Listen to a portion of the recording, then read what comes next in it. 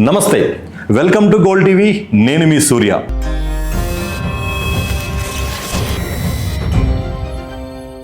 ప్రతిరోజు మనం తింటున్న ఫుడ్ సేఫేనా? ఏది అసలు, ఏది కల్తీ, ఏది తినాలి, ఏది తినకూడదు, తల్లిదండ్రులు పిల్లలకిచ్చే ఆహారంలో ఎలాంటి జాగ్రత్తలు తీసుకోవాలి, ఒకవేళ మీరు ఫుడ్ బిజినెస్ స్టార్ట్ చేయాలనుకుంటున్నారా, ఒకవేళ స్టార్ట్ చేయాలనుకుంటే ఎలాంటి జాగ్రత్తలు తీసుకోవాలి, ప్రాఫిట్ జోన్ కానీ, ప్రొడక్ట్ లాంచ్ కానీ, మార్కెటింగ్ కానీ, స్ట్రాటజీ కానీ, ఇలాంటి మరికొన్ని విషయాలు మనతో మాట్లాడడానికి food industry expert, food business consultant, 42 years expert అయిన సాయి గారు మనతో ఉన్నారు. వారితో మాట్లాడి మరికొన్ని విషయాలు తెలుసుకునే ప్రయత్నం చేద్దాం. సార్ నమస్తే. సార్ నమస్తే అండి. ఎలా ఉన్నారు? బాగున్నాము sir. Fine, thank you very much. మీ ఇంట్రడక్షన్. నా పేరు శేషసాయి అండి. Okay sir. నేను మైసూర్లో central food technological research institute, CFTRI అని ఒక ఇన్స్టిట్యూట్ ఉంది. అది మొత్తం సౌత్ ఈస్ట్ ఏషియాలోనే ఫుడ్ టెక్నాలజీకి చాలా ఫేమస్ ఇన్స్టిట్యూట్. ఓకే. ఆ ఇన్స్టిట్యూట్లో 2 సంవత్సరాల పోస్ట్ గ్రాడ్యుయేషన్ చేశాను ఫుడ్ టెక్నాలజీ. తర్వాత ఢిల్లీలో ఉండే ఇన్స్టిట్యూట్ ఆఫ్ మార్కెటింగ్ మేనేజ్మెంట్ అనే దాంట్లో మేనేజ్మెంట్ కోర్స్ చేశాను. చేసి గత 43 సంవత్సరాలుగా ఇండియాలోని వేరే వేరే ఫుడ్ ఇండస్ట్రీస్లో వేరే వేరే కెపాసిటీస్లో ప్రొడక్షన్లో, R&D, క్వాలిటీ కంట్రోల్ ప్రాజెక్ట్స్ అన్నిటిలో వర్క్ చేశాను. వర్క్ చేసిన ముఖ్యమైన ఆర్గనైజేషన్స్లో Nestle, general mills, Venkys, Cavin Kare, Aachi Masala foods, Priya foods, ఇట్లాంటి కొన్ని ఆర్గనైజేషన్స్ ఉన్నాయి. మొత్తం 10 ఆర్గనైజేషన్లు పనిచేశాను. ప్రస్తుతం ఫుడ్ బిజినెస్ కన్సల్టెంట్గా హైదరాబాద్లో ఉన్నాను. Thank you sir. అండ్ రెగ్యులర్గా ఒక కస్టమర్ మార్కెట్కి వెళ్ళినప్పుడు ఒక ప్రోడక్ట్ చూస్తాం. అంటే ఒక కస్టమర్ ఏ పాయింట్ ఆఫ్ వ్యూలో ఫుడ్ని సెలెక్ట్ చేసుకోవాలి? ఫుడ్ అన్నవి ముఖ్యంగా మనం 2 రకాలుగా డివైడ్ చేయొచ్చండి. ఒకటి బ్రాండెడ్ ప్రోడక్ట్స్ మ్యానుఫ్యాక్చరింగ్ యూనిట్ నుంచి వచ్చేవి, వాటిని ఒక రకంగా చెప్పాలంటే రెడీ టు కుక్ ఫుడ్స్ అనుకోవచ్చు. ఓకే.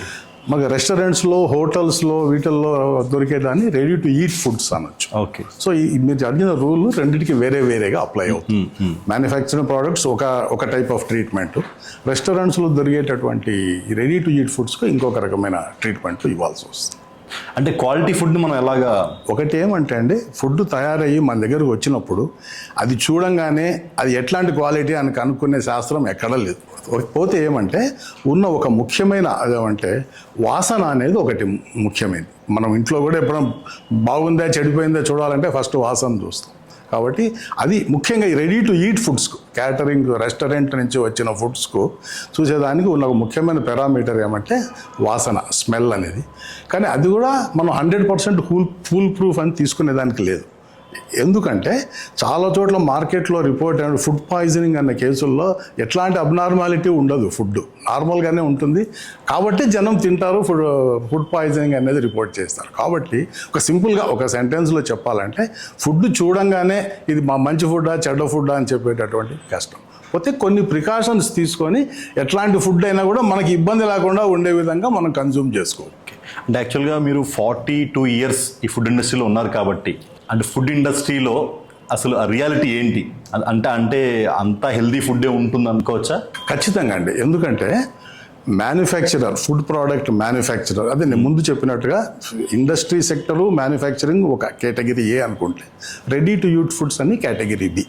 దేనికైనా కూడా మ్యానుఫ్యాక్చరర్కు అల్టిమేట్ రెస్పాన్సిబిలిటీ ఉంటుంది, ఫుడ్ సేఫ్టీ, కన్జ్యూమర్ సేఫ్టీ అనేది. కాబట్టి మ్యానుఫ్యాక్చరర్ తన శాయశక్తులా ఏమేమి చేయాలో అన్నీ చేసి ఫుడ్ ప్రోడక్ట్స్ సేఫ్ కండిషన్లో కన్జ్యూమర్కి చేరాలనే ప్రయత్నం చేస్తారు. కాబట్టి ఆ విషయంలో ఎట్లాంటి డౌట్ పెట్టుకోవాల్సిన అవసరం లేదు. All manufacturers are committed and sincere to produce high quality food to the consumers within their limits. అసలు మన మార్కెట్లో అంటే మామూలుగా ఫేక్ ఫుడ్ అంటే కల్తీ ఫుడ్ అంటారు. నిజంగా ఫేక్ ఫుడ్ ఉంటుందా? ఒకవేళ ఉంటే ఒక కస్టమర్ ఎలా గుర్తించాలా వాటిని? మీరు ఫేక్ ఫుడ్ అంటే ఆ పేరులోనే ఫేక్ అంటే నాట్ రియల్. పోతే ఫేక్ ఫుడ్ ఎట్లా అంటే కొన్ని కావాలనే ఫేక్ ఫుడ్స్ తయారు చేస్తున్నారు. ఈ మధ్య మీరు చూసింటే ముఖ్యంగా నాన్ వెజిటేరియన్ ఫుడ్స్ను వెజిటేరియన్ ఫార్మాట్లో ఇస్తున్నారు. అంటే నాన్ వెజ్ ఫుడ్లో ప్రోటీన్ ఉంది కానీ వెజిటేరియన్ ఫుడ్లో ప్రోటీన్ లేదని చెప్పి వెజిటేరియన్ మీట్ అని అట్లా వాటిని ఆ కేటగిరీ పేరే ఫేక్ ఫుడ్స్ అని పెట్టారనమాట. అది ఒక టైప్ ఆఫ్ ఫుడ్. ఇంకొకటి అనుకోకుండా కంటామినేషన్ ఏదైనా జరిగింటే అది ఇంకోటి, దాన్ని ఫేక్ ఫుడ్ అనేదానికి లేదు. ఫేక్ ఫుడ్ అంటే కావాలనే న్యాచురల్ ఫామ్లో ఉన్నదానికి వేరే ఆల్టర్నేటివ్ ఫామ్లో ఇచ్చేదాన్ని ఫేక్ ఫుడ్ అండి. బెస్ట్ ఎగ్జాంపుల్ వచ్చి వెజిటేరియన్ మీట్, ఒక మాటలో చెప్పాలంటే. దాన్ని ఫేక్ ఫుడ్ అంటారు. మరి కల్తీ ఫుడ్ కల్తీ ఫుడ్ అంటే అది అడల్ట్రేషన్. ఓకే, అది ఫేక్ ఫుడ్ కావాలంటే ఫేక్ ఫుడ్ లో అది ఒక సబ్సెక్ట్ కావచ్చు, కానీ Okay. That is separate category by it self. అంటే కల్తీ ఫుడ్ అంటే మనం దాన్ని ఎలా చూడొచ్చు? కంటామినేటెడ్ ఫుడ్ అనేది ఏమంటే అండి, ఒకటి మ్యానుఫ్యాక్చరర్ ఎండ్లో తెలియక జరగవచ్చు, తర్వాత సబ్సిక్వెంట్గా స్టోరేజ్ స్టేజ్లో, డిస్ట్రిబ్యూషన్ స్టేజ్లో, or even at the consumer end దాన్ని స్టోర్ చేసి యూజ్ చేయాల్సిన విధంగా యూజ్ చేయకపోతే కంటామినేషన్ వచ్చే ఛాన్స్. దాన్ని కల్తీ ఫుడ్, కంటామినేషన్ ఫుడ్ అంటాం. ఓకే, అంటే యాక్చువల్గా సార్ మనం రెగ్యులర్గా మార్కెట్కి వెళ్తుంటాం. మార్కెట్లో ఉన్నప్పుడు మనం ఎలాంటి ఫుడ్ ఎలాంటి ఫుడ్స్ విషయాల్లో జాగ్రత్త పడాలి? మంచి రెప్యూటెడ్ బ్రాండ్ నుంచి వచ్చే ప్రోడక్ట్స్ అన్ని జనరల్లీ సేఫ్ అండి. ఎందుకంటే nobody will like to play with their brand image, reputation. కాబట్టి మంచి రెప్యూటెడ్ ఫుడ్స్ తీసుకోవడం, తర్వాత మ్యానుఫ్యాక్చరర్ ఇచ్చిన విధంగా డైరెక్షన్స్ ఫర్ యూస్, వాళ్ళు ఎట్లా స్టోర్ చేయమన్నారో, ఎట్లా వాడమని చెప్పారో ఆ విధంగా వాడితే అన్ని బ్రాండెడ్ ఫుడ్స్ కూడా సేఫే. కాబట్టి దాంట్లో అన్బ్రాండెడ్ ఫుడ్స్ ఎవరన్నా లూజ్గా తయారు చేస్తున్నా, అమ్ముతున్నా, ఏదైనా ఇబ్బంది ఉంటే ఉండొచ్చు, కానీ no branded manufacturer will risk his brand. అందులో ఇప్పుడు ఈరోజు ఉన్న సోషల్ మీడియా సిచ్యువేషన్లో అనుకోని ఇన్సిడెంట్ ఏదైనా జరిగిందంటే ఒక గంటలో ప్రపంచం అంతా తెలిసిపోతుంది. ఇమ్మీడియట్గా వాళ్ళ బ్రాండ్ వాల్యూ మార్కెట్లో పడిపోతుంది. కాబట్టి తెలిసి ఏ మ్యానుఫ్యాక్చరర్ కూడా తన బ్రాండ్కి అంత రిస్క్ తీసుకోడు ఇప్పుడు. కాబట్టి all branded foods are safe which are manufactured as per the specific norms. కాబట్టి దాని గురించి వరి అవ్వాలి. అంటే మీరు ఇచ్చే సజెషన్స్ ఏంటి? ఇప్పుడు ఎగ్జాంపుల్ ఒక మా మదర్ కానీ లేకపోతే ఎవరైనా ఇప్పుడు వెళ్తుంటారు, వాళ్ళు ఒక మార్కెట్కి వెళ్ళినప్పుడు ఎలాంటి సేఫ్టీ మెజర్మెంట్స్ తీసుకోవాలి ఫుడ్ కొనుక్కునే విషయాల్లో? ఒకటి ఏమంటే అండి, ఫుడ్ కొనేటప్పుడు మన కొత్త ఫుడ్ అయ్యి అంతకుముందు ఎప్పుడు తీసుకోకుండా ఫస్ట్ టైం తీసుకుంటా ఉంటే ఆ లేబుల్ త్వరగా చదవాలి.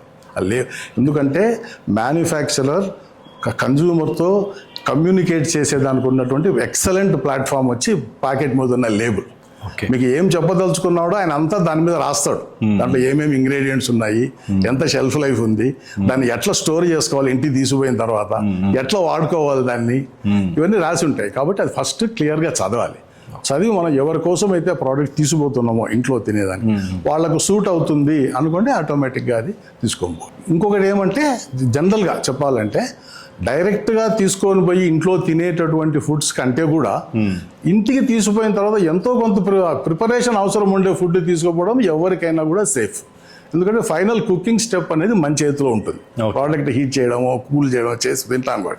అట్లే కాకుండా మనం డైరెక్ట్గా రెడీ టు ఈట్ తీసుకుపోయామంతే, ప్యాకెట్ ఓపెన్ చేసుకుని అది ఎనీ డే అది రిస్కే. ఎందుకంటే మ్యానుఫ్యాక్చర్ ఎంత బాగా చేసినా తర్వాత స్టోరేజ్ సరిగ్గా ఉండకపోవచ్చు, తర్వాత దాన్ని సరిగ్గా హ్యాండిల్ చేసి తీసుకొచ్చే మనిషి తీసుకురాకపోయిండొచ్చు, ప్యాకేజే డ్యామేజ్ అయి ఉండొచ్చు.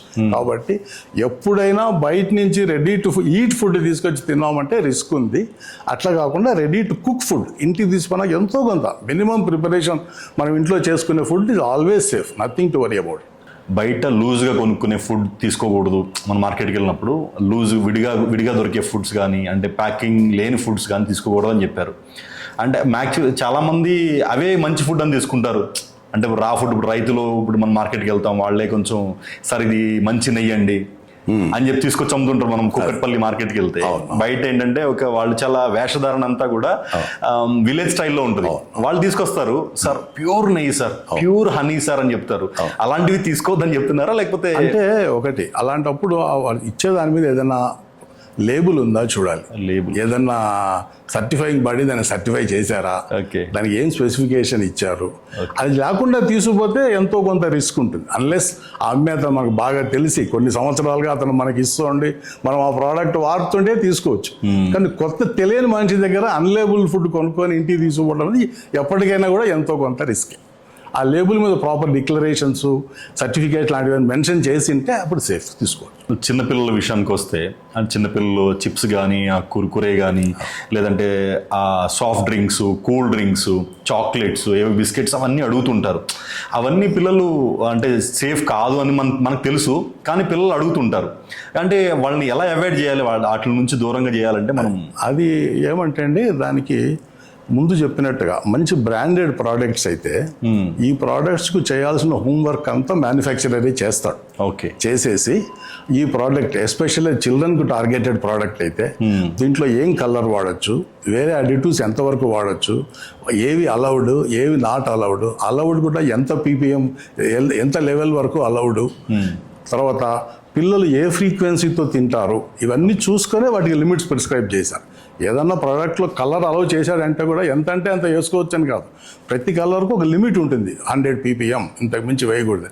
అది ఎట్లా వచ్చిందంటే ఆ రెగ్యులేటరీ అథారిటీ దానికి అవసరమైన రీసెర్చ్ చేసేసారు ఆల్రెడీ. ఓకే. పిల్లలు రోజుకు 2 చాక్లెట్లు తప్పున వారానికి ఒక రోజు తిన్నారంటే ఆ కలర్ ఎంత వాళ్ళ బాడీలోకి పోతుంది, అది వాళ్ళకి ఎంత హార్మ్ఫుల్, అది చూసే వాళ్ళ లిమిట్స్ ప్రిస్క్రైబ్ చేస్తారు. ఈ హోంవర్క్ అంతా వాళ్ళు చేశారు. పోతే మన ఇంట్లో తల్లిదండ్రులు చూడాల్సింది ఏమంటే అది లిమిటెడ్గా ఎంత అవసరమో అంతే తీసుకొని అంతకు మించి ఎక్కువ తీసుకోకపోతే హెల్త్ ఇబ్బంది పడకుండా తల్లిదండ్రులు ఇంట్లో చూసుకోవాలి. అదర్వైజ్ ఈ ప్రోడక్ట్స్ ఆర్ ఆల్ సేఫ్. అవునా? అంటే మామూలుగా ఇప్పుడు చిన్నపిల్లలు డైలీ ఒక 2 చాక్లెట్స్ తినొచ్చు ఏం అవ్వదు. 2 ఎప్పుడో ఒకసారి, డైలీ 2 చాక్లెట్స్ అయిపోతుంది. అవునా? అప్పుడప్పుడు తినొచ్చు కానీ అవే మెయిన్ భోజనం లాగా తినదు. ఓకే. ఓకే. ఇప్పుడు డైలీ వాళ్ళ హెల్త్ ఒకటి తినొచ్చా? అండి, ఏం పర్వాలేదు. బిస్కెట్ కానీ, ఎందుకంటే ఇవన్నీ కూడా మంచి మ్యానుఫ్యాక్చరింగ్ కండిషన్స్లో మంచి హైజీనిక్ కండిషన్లో తయారైన ప్రోడక్ట్స్ కాబట్టి అబ్సల్యూట్లీ. ఇప్పుడు కొన్ని ప్యాకెట్స్ మీద ఓన్లీ చిల్డ్రన్స్ కోసం మనం మాత్రమే ప్రిపేర్ చేసిన ఫుడ్స్ ఉంటాయి, అంటే చాక్లెట్స్ కానీ బిస్కెట్స్ కానీ, అవి వాళ్ళు తింటారు. ఓకే.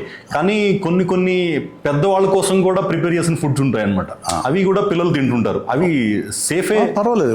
ముఖ్యంగా కొన్ని ప్రోడక్ట్స్ మీరు చూస్తే అలాంటిది ఏదన్నా ఉంటే మ్యానుఫ్యాక్చరరే రాస్తాడు, not for children below 12 months. అట్లాంటివి చిన్న పిల్లలకి అవాయిడ్ చేయాలి, ఎందుకంటే అక్కడ already manufacturer has taken the responsibility. కాబట్టి మనం చేయాల్సింది ఏమంటే లేబుల్ మీద డిక్లరేషన్స్ తరవుగా చదవాలి. సపోజ్ ఏదన్నా ప్రోడక్ట్ ఇట్లా రాశాడు అనుకోండి, not suitable for children below 12 months అంటే అవి చిన్న పిల్లలకు ఆ ఫుడ్ ఇవ్వకూడదు. ముఖ్యంగా అలాంటివి 3 పాయింట్స్ అని చెప్పగలరా? అంటే పేరెంట్స్ ఏమేమి పాయింట్స్ చూడాలి అంటే ఇప్పుడు లేబుల్లో 12 years లోపు పిల్లలకి ఇవ్వకూడదని ఇంకేమైనా ఉంటాయి దాంట్లో? ఫస్ట్ ఇది చూడాలండి, ప్రోడక్ట్ మీద ఏమన్నా నాట్ సూటబుల్ ఫర్ చిల్డ్రన్ అట్లా ఏదైనా రాశాడా అని చూడాలి. తర్వాత రెండోది ఏంటంటే ఇంగ్రీడియంట్స్ ఒకటి చదవాలి, ఏమేమి ఇంగ్రీడియంట్స్ ఉన్నాయి వాటిల్లో. తర్వాత too much of chemicals additives ఉంటే అవి సాధ్యమో చిన్నలకు అవాయిడ్ చేయడం బెటర్. పెద్దవాళ్ళకి ఓకే, నో ఇష్యూ, చిన్నపిల్లలకు అవాయిడ్ చేయడం బెటర్. అంటే ఏ కెమికల్ బాగా ఎఫెక్ట్ అయింది చిన్నపిల్లలకి అయితే? అంటే ఏదైనా కూడా ఇవి ఫ్లేవర్స్ తర్వాత కలర్స్లో వాడేవి ఇవన్నీ కూడా ఎంతో కొంత కెమికల్సే వాటర్లో ఉన్నటువంటి. అంటే ఆ సేఫ్టీ లిమిట్స్ చూసుకొని ప్రిస్క్రిప్షన్ వాటి లిమిట్స్ని బట్టే యాడ్ చేస్తారు. ముఖ్యంగా మీరు చిన్నపిల్లలకి అడిగారు కాబట్టి అడిటివ్స్ ఎంత తక్కువ ఉన్న ప్రోడక్ట్ తీసుకుంటే అంత బెటరు. అదొకటి. తర్వాత షెల్ఫ్ లైఫ్ ఎంత ఇచ్చాడు, మనం షెల్ఫ్ లైఫ్కి దగ్గరగా ఉన్నాము. సపోజ్ మనం నవంబర్లో కొంటున్నాము, నవంబర్ ఎండ్కి ఎండ్ అయింది అనుకోండి, అట్లాంటి ప్రోడక్ట్ కంటే కూడా ఈ జూన్లో తయారు చేసిన ప్రోడక్ట్ June 15th అంటే fresh product. What I mean is product ఎంత ఫ్రెష్గా ఉంటే అంత బెటరు. ఓకే. అదొకటి. తర్వాత న్యూట్రిషన్ ఫ్యాక్ట్స్లో ఎంత క్యాలరీస్ వస్తున్నాయి ఈ ఇన్ఫర్మేషన్ ఉంటుంది, ఇవి చూసుకొని కొనుక్కోవడం బెటర్. అంటే ఫుడ్ క్వాలిటీ అనేది మన మానవ ఆరోగ్యం మీద ప్రభావం చూపుతుందా? తప్పకుండా. క్వాలిటీ తప్పకుండా. ఓకే. ఫర్ ఎగ్జాంపుల్ చెడిపోయిన ఫుడ్ తిన్నాం అనుకోండి, మరుసటి రోజే మనకు తేడా తెలుస్తుంది. కాబట్టి డెఫినెట్ ఫుడ్ క్వాలిటీ అనేది మన హెల్త్ మీద ఖచ్చితంగా ప్రభావం చూపిస్తుంది. అయితే మనం రోజు అంటే తినే దాంట్లో కానీ కొనేట్లో కానీ తెలియక కొన్ని తప్పులు చేస్తుంటాం. అవి ఏ తప్పులు చేస్తుంటాం రెగ్యులర్గా మనం? అంటే ఇంట్లో వండిన ఫుడ్స్ అంటారా బయట ఫుడ్? మన ఇంట్లో వండిన ఫుడ్ అంటే మ్యాక్స్ 90% సేఫ్ అని మనం ఫీల్ అవుతాం. ఎప్పుడైతే బయట నుంచి తెచ్చుకున్నాయో కొనుక్కున్నాయి మాత్రమే కొంచెం మనం. బయట ఫుడ్ అంటే ఏమండి, ఇంత ముందు చెప్పినట్టు ఫుడ్ తెచ్చుకున్నప్పుడు ఆ లేబుల్ ముందున డిక్లరేషన్స్ క్లియర్గా చదవాలి. ఎందుకంటే ఏ మ్యానుఫ్యాక్చరర్ తయారు చేస్తారో వాళ్ళు దానికి అవసరమైన ఇన్ఫర్మేషన్ అంతా లేబుల్ మీద డిక్లేర్. ఫర్ ఎగ్జాంపుల్ తెచ్చిన ప్రోడక్ట్ డీప్ ఫ్రిడ్జ్లో పెట్టుకోవాలనుకోండి, వండుకునే వరకు సమ్ ఫ్రోజన్ ఫుడ్ ఏదో తీసుకొచ్చారు, డీప్ ఫ్రిడ్జ్లో పెట్టున్నారు. పొద్దున మధ్యాహ్నం వండుదాం అనుకొని తీసి టేబుల్ మీద బయట పెట్టారు, తాయింగ్ రూమ్ టెంపరేచర్కి రావాలని. ఇంకేదో వేరే పని ఒత్తిడిలో వేరే ఫుడ్ తినడం వల్ల ఆ రోజు అది ఖర్చు పెట్టలేదు. సపోజ్ సాయంత్రం వరకు బయట ఉండి తీసి మళ్ళీ సాయంత్రం ఫ్రిడ్జ్లో పెట్టారు అనుకోండి, that is not a safe practice. ఎందుకంటే మ్యానుఫ్యాక్చరర్ ఇచ్చిన అష్యూరెన్స్ వాళ్ళు ప్యాకెట్ మీద మెన్షన్ చేసినట్టుగా ఆ టెంపరేచర్లో స్టోర్ చేస్తేనే అష్యూరెన్స్ ఉంటుంది. ఇగ్నోరెన్స్ వల్ల తెలిసి తెలియక బయట పెట్టుకొని మళ్ళా లోపల పెట్టి ఇట్లా చేసామంటే మరి తిన్న ప్రతిసారి ప్రాబ్లం వస్తుందని కాదు, మళ్ళీ మనం ఆ ఫుడ్ వేడి చేసుకొని తిన్నామంటే ఉన్న రిస్క్ కూడా ఎలిమినేట్ చేసేయచ్చు. ఓకే. వాళ్ళు ఫుడ్ అంత బాగలేకున్నా కూడా అది వేడి చేసుకొని తిన్నామంటే దానివల్ల వచ్చే రిస్క్ మినిమైజ్ అయిపోతుంది. కాబట్టి అంత పెద్ద భయపడాల్సింది ఏమీ లేదు. అయితే ఇప్పుడు మామూలుగా కమ్ టు ద అంటే మన ఫ్యామిలీస్లోకి వస్తే ఎక్కువగా యూస్ చేసేది oils and cooking oil like refined oil. చాలామంది ఎక్కువ రిఫైండ్ ఆయిల్ తీసుకోవద్దు అంటారు. యాడ్స్లోనేమో మీ హెల్త్కి మెయిన్ కారణం ఈ రిఫైండ్ ఆయిల్స్ అని అడ్వర్టైజ్మెంట్స్ ఇస్తుంటారు. అది ఎంతవరకు వాస్తవం? అసలు ఎక్కువ రిఫైండ్ ఆయిల్స్ వాడొచ్చా? అండ్ దీన్ని దృష్టిలో పెట్టుకుని బయట ఆర్గానిక్ ఫీల్డ్ కానీ లేకపోతే గానుగ నుంచి వచ్చే ఆయిల్ అని చెప్పేసి అదేమో 500-600 kg ఉంటుంది, ఇదేమో 150 kg ఉంటుంది. దానికి ఎగ్జాంపుల్ ఏం చెప్తారంటే 4 kg పల్లీలు యూస్ చేస్తేనే కానీ కేజీ నూనె రాదు, ఆయనేమో పల్లీ నూనె కేజీ 150-200కి అమ్మేస్తున్నాడు, ఎలా సాధ్యం అని అడుగుతుంటారు. అది మనం అసలు దాన్ని ఎలాగా అంటే యాక్చువల్గా రిఫైన్డ్ ఆయిల్ అనేది పెద్ద చెడ్డదేం కాదండి. యాక్చువల్గా రిఫైనింగ్ ప్రాసెస్లో ఏం జరుగుతుందంటే ఎనీ ఆయిల్, రా ఆయిల్ తీసుకున్నామంటే రిఫైనింగ్ అని ఒక ప్రాసెస్ జరుగుతుంది. ఆ ప్రాసెస్లో ఆయిల్లో అవసరం లేని వాటన్నిటిని తీసేస్తారనమాట. Okay. For example free fatty acids అంటారు, అవన్నీ తీసేసి వాటిని మనకు ఈజీగా యూజ్ చేసుకునే కన్వర్షన్లోకి తెచ్చేదే రిఫైనింగ్. కొన్ని ఆయిల్స్ అయితే అసలు రిఫైనింగ్ కాకుండా తినేదానికి లేదు. ఫర్ ఎగ్జాంపుల్ పామ్ ఆయిల్ తీసుకోండి, unrefined palm oil cannot be eaten, it is not edible. అది రిఫైన్ చేస్తేనే ఎడిబుల్ అనమాట. కాబట్టి రిఫైనింగ్ అన్నదాన్ని మనం ఏదో దయ్యం భూతం లాగా చూడాల్సిన అవసరం లేదు. రిఫైన్డ్ ఆయిల్ అనేది it's a good oil, it's required oil. కాబట్టి సేఫ్గా వాడుకోవచ్చు. పోతే మీరు ఆయిల్ గురించి అడిగారు కాబట్టి నేను కొన్ని ప్రికాషన్స్ చెప్తాను ఇక్కడ. ముఖ్యంగా హౌస్ వైఫ్స్కు చాలామంది ఆయిల్ చూసి భయపడుతూ ఉంటారు. అవునవును. మెయిన్గా ఆయిల్లో చూసుకోవాల్సింది ఏమంటే ఆయిల్ని మీరు మాటికి వేడి చేసి కూల్ చేసి మళ్ళీ వేడి చేసి కూల్ చేస్తే అప్పుడు దాంట్లో అక్రైల్ అమైడ్ అనేటటువంటి ఒక కెమికల్ ఫామ్ అవుతుంది. అది ఆరోగ్యానికి మంచిది కాదు. ఓకే. సో మీకు అది ఫామ్ కాకూడదంటే ఏం చేయాలంటే ఆయిల్ మాటికి హీట్ చేసి కూల్ చేసేది అవాయిడ్ చేయాలి. ఎట్లా అవాయిడ్ చేయాలి? సపోజ్ మీరు ఒక 4 ఐటమ్స్ ఫ్రై చేయాలా ఆయిల్లో చేయాలనుకున్నారు అనుకోండి, 4 రెడీగా పెట్టుకోవాలి ఒకటేసారి. పెట్టి 4 ఫ్రై చేసేసారు, 4 ఫ్రై చేసేది ముగించాలి. అట్లా కాకుండా ఒకటి చేసి రెండో దానికి కటింగ్ మొదలు పెడితే ఇది 1 గంట కూల్ అయింది అనుకోండి, మళ్ళీ దీన్ని మొదటి నుంచి మళ్ళీ హీట్ చేయాలి పైకి. ఓకే. ఎప్పుడైతే కూల్ చేసి హీట్ చేస్తున్నామో ఆయిల్ క్వాలిటీ చెడిపోతుంది. ఓకే. ఇంకొక ప్రికాషన్ ఏమంటే మీరు సపోజ్ కూర లాంటిది ఏదైనా చేస్తున్నారు అనుకోండి, మీ ప్రాసెస్ అయిపోయేటప్పటికి బాణీలో మినిమం ఆయిల్ మిగిలేటట్టుగా చూసుకోవాలి. ఓకే. మినిమం ఎంత తక్కువ ఎంత మిగిలింది అనుకోండి, అది మీరు మళ్ళీ రెండోసారి వేడి చేసేవాళ్ళు వేరే ఎక్కడ వాడేయచ్చు, తిరుగుమాతలో కానీ లేకపోతే ఇంకా పచ్చళ్ళకు పైన కలిపేదానికి కానీ అప్పుడు వాడుకోవచ్చు. సాధ్యం మళ్ళీ హీట్ చేయకుండా ఉన్నంతకాలం ఆ లెవెల్కి ఫ్రైయింగ్ లెవెల్ వరకు హీట్ చేయకపోతే ఆయిల్ సేఫ్. అంటే మనకు కూర చేసేటప్పుడే మనం ఆయిల్ ఎంత మిగులుతో అంచనా వేసుకొని మినిమం ఆయిల్ ఉండేట్టుగా చూసుకుంటే అసలు ఎట్లాంటి ప్రాబ్లం లేదు. విత్ ఇన్ లిమిట్స్ ఆయిల్ కంఫర్టబుల్గా తినొచ్చు. అంటే హెల్దీ ఫుడ్ పేరుతో మార్కెట్లో ఉన్న అంటే కొంచెం అన్హెల్దీ ఫుడ్స్ ఏంటి? హెల్దీ ఫుడ్ అనే ఎక్కడ వస్తుందంటే అండి లేబుల్స్ మీద డిక్లరేషన్ చేస్తారు ఈ ఫుడ్ హెల్తీ అని. సో వాళ్ళు ఏ పారామీటర్స్ మీద వాళ్ళు హెల్త్ అని డిక్లేర్ చేశారని they only organisations your concern people. So from consumer point of view ఒక బెస్ట్ థింగ్ ఏమంటే ఈ మధ్య ప్రతి ప్యాకెట్ మీద కన్జ్యూమర్ కాంటాక్ట్ నెంబర్ ఎగ్జిక్యూటివ్ అని ఒక నెంబర్ ఇస్తారు, కంపల్సరీ చేశారనమాట. కాబట్టి ఆ ప్రోడక్ట్ మీద ఆ నెంబర్ చూసుకొని ఎగ్జిక్యూటివ్ కాల్ చేసి వీళ్ళు వాళ్ళు క్లెయిమ్ చేసిన దాని మీద ఏదైనా డౌట్ ఉంటే మీరు ఫ్రాంక్గా వాళ్ళని అడగొచ్చు, మీరు ఇది క్లెయిమ్ చేస్తున్నారు, మీ ప్రోడక్ట్లో ఏముంది, దేనివల్ల ఈ హెల్త్ బెనిఫిట్ వస్తుంది, మాకు ఆ సబ్స్టాన్షియల్ ప్రూఫ్ మాకు చెప్పండి అని అడిగి ప్రూవ్ చేసుకోవచ్చు. ఆ ఫెసిలిటీ ఉంది. ప్రతి ప్యాక్ పక్క వెనక సైడ్ కన్జ్యూమర్ కాంటాక్ట్ నెంబర్ని ఒకటి ఇస్తారు, దానికి ఫోన్ చేసి ఒక ఎగ్జిక్యూటివ్ పికప్ చేస్తాడు కాల్. మీకు ఉన్న డౌట్స్ అన్ని ఆ ఎగ్జిక్యూటివ్ని అడగొచ్చు. ఫుడ్ బిజినెస్ అనేది ప్రాఫిటబుల్ బిజినెస్సా లేదంటే సొసైటీ మీద కొంచెం రెస్పాన్సిబిలిటీ ఉన్న బిజినెస్సా? అంటే మీరేం చెప్తారు? చూడండి, ఏదైనా బిజినెస్ అంటే డబ్బు కోసమే చేస్తారు కదా. కాబట్టి ఫుడ్ బిజినెస్ కూడా ఇంకొక రకమైన బిజినెస్సే, అది కూడా డెఫినెట్గా ప్రాఫిట్ కోసమే చేస్తారు జనాలు. పోతే ఏమంటే అది ప్రాఫిట్తో పాటు దాని మీద మ్యానుఫ్యాక్చరర్కు ఎంతో కొంత రెస్పాన్సిబిలిటీ వస్తుంది. ఎందుకంటే ఆయన తయారు చేసిన ఫుడ్ తినబోయే వాళ్ళు అందరి హెల్త్ ఈయన చేసే దాని మీద ఆధారపడి రెస్పాన్సిబిలిటీ ఆయన మీద ఉంటుంది ఖచ్చితంగా.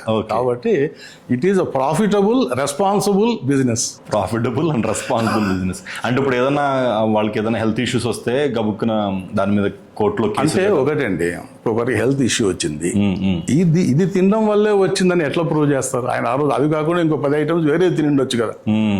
కాబట్టి ఆ పాయింట్ ప్రూవ్ చేసేది కష్టం. అండ్ మామూలుగా ఇప్పుడు కస్టమర్స్ కూడా కొన్నిసార్లు అంటే తక్కువ ప్రైస్ చీప్ ఫుడ్స్ కోసం కూడా వాళ్ళు వెళ్తుంటారు. వాటి వల్ల కూడా అది ఆ జడ్జిమెంట్ వాళ్ళు కొనే కస్టమర్స్ చూసుకోరు. ఎందుకంటే ఏ బ్రాండ్ కొంటున్నామో ఆ బ్రాండ్ మీద వాళ్ళకున్న నమ్మకం ఎంత, ఇది చాలా మంచి బ్రాండ్, నాకు రీజనబుల్ క్వాలిటీ కాస్ట్కే వీళ్ళు మంచి క్వాలిటీ ప్రోడక్ట్స్ ఇస్తారు, మేము ముందు వాడినాము అన్న కాన్ఫిడెన్స్ ఉంటే వాళ్ళు వెళ్ళి కొనుక్కోవచ్చు. అట్లా కాకుండా ఏం తెలియని కొత్త బ్రాండ్, అసలు బ్రాండే లేదు కొనుక్కోవచ్చు కానీ మాకు చీప్గా వచ్చిందంటే దాంట్లో కొంత రిస్క్ ఉంది. ఆ రిస్క్ ఫేస్ చేసి రెడీగా ఉండాలి. ఒక వ్యక్తి ఫుడ్ బిజినెస్ స్టార్ట్ చేయాలంటే అసలు ఫస్ట్ ఏం తెలుసుకోవాలి?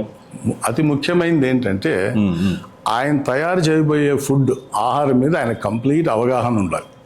ఏం తయారు చేయబోతున్నాము, దీన్ని తినబోయే వాళ్ళు ఎవరు, వాళ్ళ రిక్వైర్మెంట్ ఏంటి అనేది ఒకటి. తర్వాత మార్కెట్ కంప్లీట్ మార్కెట్ అనాలిసిస్ చేసి, మార్కెట్ రీసెర్చ్, మార్కెట్ ఇంటెలిజెన్స్ అంటారు, అవి చేసుకొని ప్రోడక్ట్ లాంచ్ చేస్తే. ఇంకొకటి ముఖ్యమైనది, ఎనీ ప్రోడక్ట్ సక్సెస్ అవ్వాలంటే అండి 3 ఇంపార్టెంట్ పారామీటర్స్. ఇవి లేకపోతే ఏ బిజినెస్ సక్సెస్ కాదు. మొట్టమొదటి ఏమంటే it should have fantastic products, మంచి ప్రోడక్ట్ ఉండాలి. రెండోది లాయల్ కస్టమర్స్, అంటే వాళ్ళకు నమ్మకమైన, అంటే వాళ్ళ మీద ఆధారపడి ఈ బ్రాండ్ ఈ ప్రోడక్ట్ తెచ్చిందంటే మేము తింటాము అనేది నమ్మకమైనటువంటి కస్టమర్ రెండోది. మూడోది టెరిఫిక్ ప్రాఫిట్స్, మంచి ప్రోడక్ట్ ఉండాలా, నమ్మకమైన కస్టమర్స్ ఉండాలా, మంచి ప్రాఫిట్ ఉండాలి. ఈ 3 కండిషన్స్ సాటిస్ఫై అయితేనే ఏ బిజినెస్ అయినా సక్సెస్ అవుతుంది. లేకుండా వీటిలో ఏదైనా కొంచెం మసిపూసి మారేడుకాయ చేసి అట్లా ఇట్లా లాంచ్ చేసాం అనుకోండి, షార్ట్ టర్మ్ నడుస్తుంది కానీ ఏదో ఒక రోజు ఆ బిజినెస్ డమాలని కోల్పోతుంది. చాలా మందికి ఉన్న అపోహ నిజమో నాకు తెలీదు, అంటే క్వాలిటీ పెంచితే ప్రాఫిట్ తగ్గిపోతుంది, మనం ఎక్కువ క్వాలిటీ ఇస్తే మనకు ప్రాఫిట్ తక్కువ మిగులుతుంది అనే భావన ఉంది. అది నిజమేనా? మంచి కేపబుల్ ఎఫిషియెంట్ పీపుల్ ఉన్నారనుకోండి, మంచి క్వాలిటీ ప్రోడక్ట్ అంటే లో కాస్ట్ ఇవ్వగలుగుతారు. కాబట్టి మంచి కేపబుల్ టెక్నికల్ టీమ్ ఉండాలి. Manufacturing and R&D technical team ఉంటే definitely even at a very low cost they can produce high quality product. In fact that is their strength. R&D strength అది actual. Food business లో repeated గా చేసే mistakes ఏంటి అంటే, entrepreneurs కానీ చాలా mistakes చేస్తుంటారు ప్యాకింగ్ లో కానీ లేకపోతే ఫుడ్ లో కానీ, వాటి వల్ల వాళ్ళ నష్టాలు కూడా ఎదుర్కొంటుంటారు. ఫస్ట్ ఏమంటే ఫెంటాస్టిక్ ప్రోడక్ట్ వాళ్ళు తయారు చేసిన ప్రోడక్ట్, ఒక మాటలో ఏమంటే ప్రోడక్ట్లో దమ్ము ఉండాలి నిజంగా చెప్పాలంటే. Okay, fantastic. రెండోది లాయల్ కస్టమర్స్, ఆ బ్రాండ్ ప్రోడక్ట్ వచ్చిందంటే మేము కొంటాము అన్నట్టు లాయల్టీ ఉన్న కస్టమర్స్. మూడోది వచ్చి ఫెంటాస్టిక్ ప్రాఫిట్ మార్జిన్. ఏమున్నా అల్టిమేట్ గా ప్రాఫిట్ మార్జిన్ ఉండాలి, ఉంటేనే ఆర్గనైజేషన్ సర్వైవ్ అవుతుంది. ఈ 3 conditions they are non negotiable. Okay, అంటే వీటిల్లో ఎట్లాంటి కాంప్రమైజ్ లేదు, ఉంటేనే బిజినెస్ సక్సెస్ అవుతుంది. ఓకే. ఇది కాకుండా చాలా మంది ఇగ్నోర్ చేసే ఇంకో ఫ్యాక్టర్ ఏమంటే cost of reaching the consumer అంటారు. ఇది చాలా వెరీ వెరీ ఇంపార్టెంట్ క్రైటీరియా. అంటే మనం తయారు చేసిన ప్రోడక్ట్ ఎంత తక్కువ ఆప్టిమమ్ కాస్ట్తో కన్జ్యూమర్కు చేర్చగలము, అది ఎంత తక్కువ ఉంటే మన ప్రాఫిటబిలిటీ అంత ఎక్కువ ఉంటుంది, అది అంత ఎక్కువ ఉంటే మన ప్రాఫిటబిలిటీ అంత తక్కువ ఉంటుంది. ప్రైస్ తక్కువ ఉండాలని చెప్తున్నారు. ప్రైస్ కాదు, కాస్ట్ ఆఫ్, అంటే ఇన్ బిట్వీన్ ఛానల్ వస్తుంది చూసారా, మీరు తయారు చేసి ఏ జనానికి మీరు ప్రోడక్ట్ టార్గెట్ చేసుకుని తయారు చేశారో వాళ్ళకి ఈ ప్రోడక్ట్ ఎట్లా చేరుతుంది, ఫస్ట్ వాళ్ళకి అవేర్నెస్ రావాలి. ఇలాంటి ప్రోడక్ట్ మార్కెట్లో వాళ్ళకి ఎట్లా తెలియజేస్తారు, తర్వాత ఏ విధంగా ఈ ప్రోడక్ట్ ఆ డిస్ట్రిబ్యూటర్ దగ్గర చేరుస్తారు, ఇదంతా దీన్నంతా కలిపి cost of reaching the consumer అంటారు. ఓకే, ఇది ఎంత తక్కువ ఉంటే మ్యానుఫ్యాక్చరర్కు ప్రాఫిట్ అంత ఎక్కువ ఉంటుంది, ఇది ఎంత ఎక్కువ ఉంటే మ్యానుఫ్యాక్చరర్ ప్రాఫిట్ అంత తక్కువ. సింపుల్ ఫండా. ఒక చిన్న బిజినెస్ని సక్సెస్ఫుల్ బ్రాండ్గా మార్చడానికి ఏం చేయాలి అసలు? ఫస్ట్ పాయింట్ ఏమంటే అండి, మొదలు పెట్టే ముందరే మంచి తరో హోంవర్క్ చేసుకోవాలి. చాలామంది అనుకున్నాను మెజారిటీ పీపుల్ చేసిన తర్వాత ఆలోచిస్తారు, అది ఆల్వేస్ బ్యాడ్. ఆలోచించి చేయాలి. సో ఫస్ట్ బాగా ఆలోచించుకోవాలి.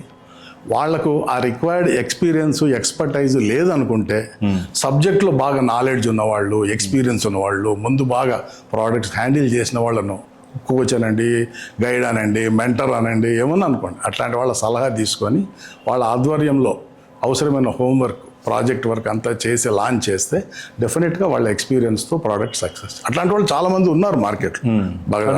అంటే యాక్చువల్గా మీరు కూడా ఇప్పుడు ఫుడ్ కన్సల్టెంటే. నేను కూడా కన్సల్టెంట్, నా దగ్గరికే రమ్మని చెప్పడం లేదు నేను, కానీ చాలామంది మార్కెట్లో ఉన్నారు. ఓకే. కాబట్టి ఇంకోటి ఏమంటే జనరల్ పీపుల్ అనుకునేది ఏమంటే మేము ఏదైనా అప్రోచ్ అయ్యామంటే కన్సల్టెంట్ కానీ చాలా హ్యూజ్ ఫీజు అడుగుతాడేమో, లేకపోతే మా సీక్రెట్స్ అన్నీ ఆయన తెలుసు ఇంకెవరికైనా చెప్పేస్తాడేమో అన్న భయం ఉంటుంది. కాబట్టి అట్లాంటి భయాలు అవసరం లేదు. మంచి ఫేర్గా ఉండే కన్సల్టెంట్స్ చాలామంది ఉన్నారు మార్కెట్లో. మీతో డిస్కస్ చేసిన పాయింట్స్ మీ దగ్గరే మర్చిపోతారు, పక్కన ఇంకెవరికి చెప్పరు. అట్లాగే మీకు అవసరమైన హెల్ప్ ఇస్తారు, మీకు అవసరమైన సపోర్ట్ అంతా ఇచ్చి కాస్టింగ్లో కానీ మార్కెటింగ్లో కానీ ప్రోడక్ట్ ఫార్ములేషన్లో కానీ ఏం అవసరమైతే అట్లాంటి హెల్ప్ చేసి మీ బ్రాండ్ సక్సెస్ చేసేవాళ్ళు ఉన్నారు. అలాంటి వాళ్ళని ఐడెంటిఫై చేసి వాళ్ళ సపోర్ట్ తీసుకున్నారంటే డెఫినెట్గా మీకు సక్సెస్ వచ్చే ఛాన్స్ ఉంది. ఇంకొక పాయింట్ ఏమంటే ఫస్ట్ టైం లాంచ్ చేసినప్పుడే ప్రాపర్ హోంవర్క్ చేసి లాంచ్ చేయాలి. ఎందుకంటే ఒకసారి ప్రోడక్ట్ మార్కెట్లో ఫెయిల్ అయితే మళ్ళీ దాన్ని యాక్సెప్ట్ చేయడం కష్టం. ఎట్లా సింపుల్ ఎగ్జాంపుల్ చెప్పాలంటే ఒక క్రికెట్ బ్యాట్స్మెన్ ఉన్నాడు అనుకోండి, బాగా టెక్నిక్ బాగుందని టెస్ట్లోకి తీసుకుంటారు. ఒక 2 టెస్టులో కనుక్కుంటారు ఆయనకు టెక్నిక్ లేదని డ్రాప్ చేస్తారు.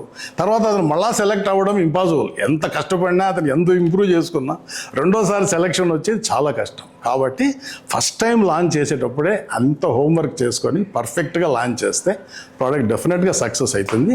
అట్లాంటి ఎక్స్పీరియన్స్డ్ పీపుల్ హెల్ప్ తీసుకొని వాళ్ళ గైడెన్స్లో చేస్తే సక్సెస్ అవుతుంది నా అభిప్రాయం. సార్ యాక్చువల్గా ఇప్పుడు మీరు 40 years కెరియర్లో మీరు కొంచెం మీకు బాగా అంటే మిమ్మల్ని ఇంప్రెస్ చేసింది మీకు మంచి ఫుడ్ ప్రోడక్ట్ ఏదైనా ఉందా?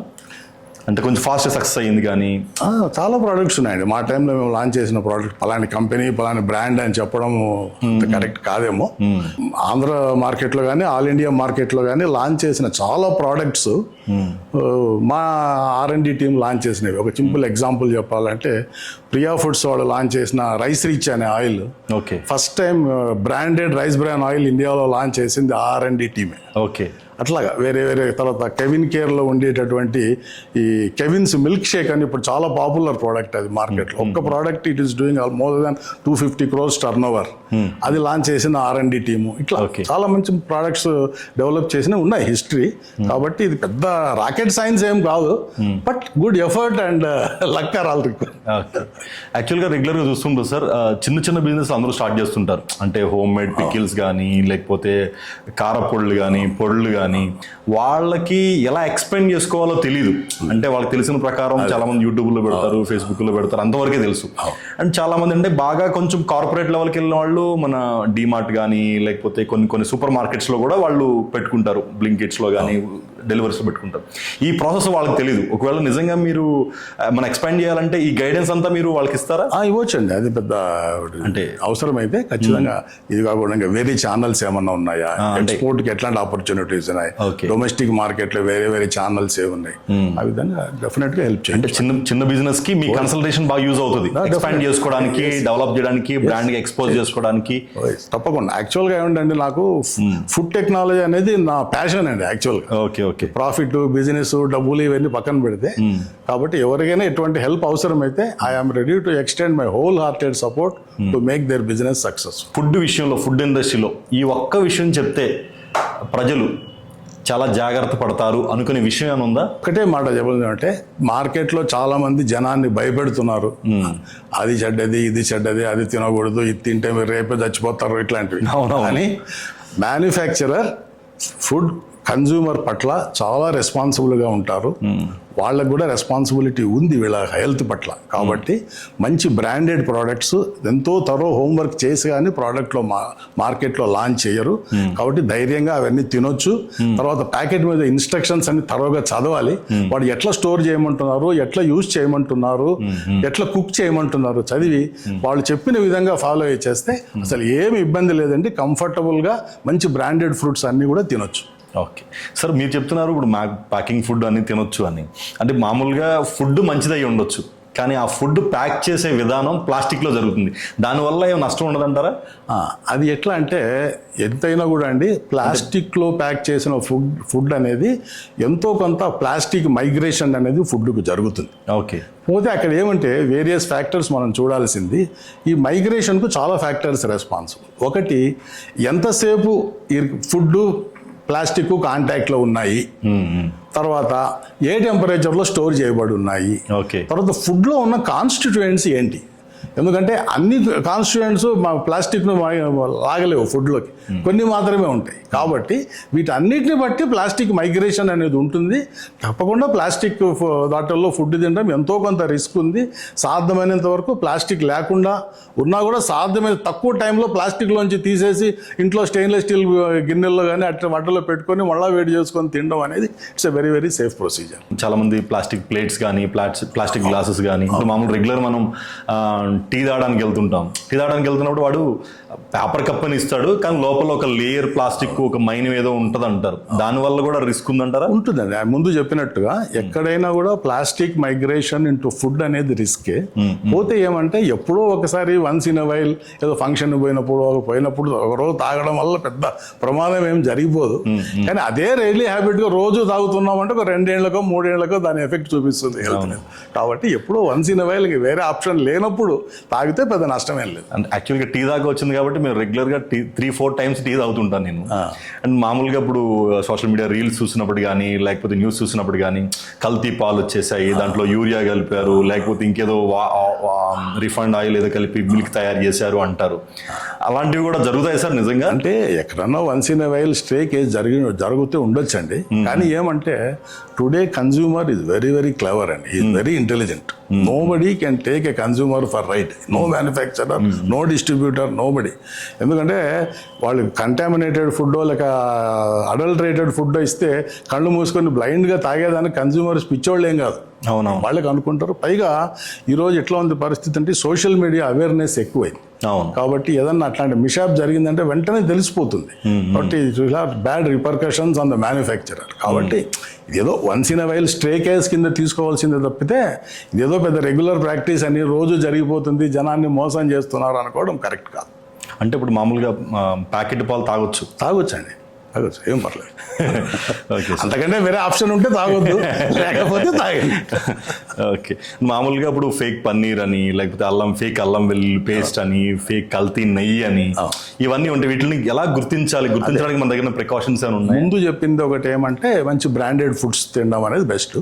పోతే ఏమంటే మనం డే టు డే వాడే ఫుడ్స్ లో అడల్ట్రేషన్ కనుక్కునేదానికి ఏం చేశారంటే వీళ్ళు FSSAI అని ఒక organisation, food safety and standards authority of India, వాళ్ళ వెబ్సైట్ పోతే వాళ్ళు ఒక టేబుల్ ఇచ్చారన్నమాట. టేబుల్ లాగా ఇచ్చి ఏ ఫుడ్ లో అడల్ట్రేషన్ ఉంటే ఎట్లా కనుక్కో, సింపుల్ గా ఇంట్లో పెద్ద పెద్ద కెమికల్స్ అవి లేకుండా మన ఇంట్లో ఉన్నటువంటి వాటితోనే నీళ్లలో వేయడము, వేడి చేయడము, ఇట్లాంటి టెక్నిక్స్ తో అడల్ట్రేషన్ ఎట్లా కనుక్కోవచ్చు అనేది వాళ్ళు టేబుల్ ఇచ్చారు. సో మోస్ట్ ఆఫ్ మీరు అడల్ట్రేషన్ క్వశ్చన్లకు అక్కడ ఆన్సర్ దొరుకుతుంది. జనాలు చూడడం వల్ల జనం అవేర్నెస్, వాళ్ళ వెబ్సైట్ లో ఉంది ఆ టేబుల్, అది చూడొచ్చు. అండ్ చాలా రీసెంట్ గా కూడా సెంట్రల్ గవర్నమెంట్ చాలా ఫుడ్ ని బ్యాన్ చేసింది, లైక్ మ్యాగీ అండ్ కొన్ని హనీ బ్రాండ్స్ కూడా బ్యాన్ చేసింది. అలాగే కొన్ని ORS ఏదో ఉంది, అంటే మామూలుగా షుగర్ డ్రింక్, దానికేమో ORS ఏదో సంథింగ్ ఏదో బ్రాండింగ్ చేసి అమ్మేస్తుంటారు. వీటిని మనం ఎలాగా, ఇవంతా లేబుల్ డిక్లరేషన్ ఇష్యూస్ అండి. ప్రోడక్ట్ ఒకటి, దాని మీద లేబుల్ డిక్లరేషన్. అందుకనే దీనికి బెస్ట్ ఏమంటే ఇప్పుడు ఉన్న ఈ ప్యాకేజ్డ్ ఫుడ్స్ అన్నిటి మీద కూడా ఒక కన్జ్యూమర్ ఎగ్జిక్యూటివ్ నెంబర్ అని ఒక నెంబర్ వస్తుంది బ్యాక్ సైడ్ ఇచ్చి. మీకు ఏం డౌట్ ఉన్నా కూడా ఆ నెంబర్ కాల్ చేశారంటే దానికి ఎక్స్క్లూజివ్ గా ఒక ఎగ్జిక్యూటివ్ అలాట్ చేసింటారు. అతను మీ కాల్ పికప్ చేస్తాడు. మీకున్న డౌట్స్ అన్నీ ఆయన అడగొచ్చు. మీరు ఈ హెల్తీ ఆస్పెక్ట్ ఉందని రాస్తున్నారు మీ ప్రోడక్ట్ లో, ఏముంది, ఎందువల్ల ఈ హెల్తీ బెనిఫిట్ మీ ప్రోడక్ట్కి వచ్చింది, ఎంత ఉంది, మీకున్న డౌట్స్ అన్ని క్లారిఫై చేసుకోవచ్చు. ఆ కన్జ్యూమర్ ఎగ్జిక్యూటివ్ నెంబర్ మీనింగ్ అదే అనమాట. అంటే మన ఇండియాలో తయారు చేసిన చాక్లెట్ ఏమో పౌడర్తో తయారు చేస్తారు, అమెరికాలో తయారు చేసిన ప్రొడక్ట్ ఏమో అదే చాక్లెట్ ఏమో చాలా క్వాలిటీగా ప్యూర్ మిల్క్తో తయారు చేస్తారు, అక్కడ చాక్లెట్ చాలా బాగుంటాయి, అందుకని అక్కడ నుంచి వచ్చేవాళ్ళు కూడా చాలా చాక్లెట్స్ తెచ్చుకుంటారు. ఇది నిజమేనా? అంటే ఒకటండి, ఎనీ ప్రోడక్ట్ ఎక్కడ తయారు అక్కడ లోకల్గా ఉన్న ఇంగ్రీడియంట్స్ యూజ్ చేసుకొని తయారు చేస్తాం. ఎందుకంటే మ్యానుఫ్యాక్చర్ తయారు చేసే ఒక రెస్పాన్సిబిలిటీ ఏమంటే అతనికి ప్రిస్క్రైబ్డ్ కాస్ట్లోనే ఆ ప్రోడక్ట్ తయారు చేయాలి. కాబట్టి ఆ లోకల్గా అవైలబుల్ ఉన్న ఇంగ్రీడియంట్స్తో ఆ ప్రోడక్ట్ తయారు చేస్తాం. కాబట్టి మంచి టెక్నికల్ టీం, R&D టీం ఉంటే లోకల్గా ఇక్కడ దొరికేటటువంటి ఇంగ్రీడియంట్స్తో కూడా అదే క్వాలిటీ ప్రోడక్ట్ తయారు చేయొచ్చు. అది ఆ టీం కాంపిటెన్స్ అండ్ కేపబిలిటీ అనమాట, ప్రోడక్ట్ డెవలప్మెంట్ టీం. కాబట్టి అక్కడ ఉన్నదే చాలా సుపీరియర్, మంది చాలా ఇన్ఫీరియర్ అనుకోవడం కరెక్ట్ కాదు. ఇక్కడ మనకు లోకల్గా దొరికే ఇంగ్రీడియంట్స్తో కూడా అంతే కాంపిటెంట్ అండ్ నైస్ ప్రోడక్ట్స్ మనం ఇక్కడ కూడా తయారు చేయొచ్చు, provided you have a competent R&D or team, product development team. మా స్టూడియోకి వచ్చి చాలా విలువైన విషయాలు మా వ్యూవర్స్తో పంచుకున్నారు. ఎలాంటి ఫుడ్ తినాలి, ఎలాంటి ఫుడ్ తినకూడదు, ఒకవేళ తింటే అసలు ఆ లేబుల్ ఏంటి, అలా ఎలా చదువుకోవాలనే చాలా ఇన్ఫర్మేటివ్, చాలా నాలెడ్జబుల్ ఇన్ఫర్మేషన్ ఈరోజు మాతో షేర్ చేశారు. ఈ ఇన్ఫర్మేషన్ కంపల్సరీగా మా ఆడియన్స్ అందరికీ యూస్ఫుల్ అవుతుందని కోరుకుంటున్నాం. థ్యాంక్ యూ సార్, వచ్చి మంచి విషయాలు షేర్ చేసినందుకు థ్యాంక్ యూ. నమస్కారం అండి. Thank you sir. విన్నారు కదా, మీలో ఎవరైనా ఫుడ్ బిజినెస్ స్టార్ట్ చేయాలనుకుంటున్నారా?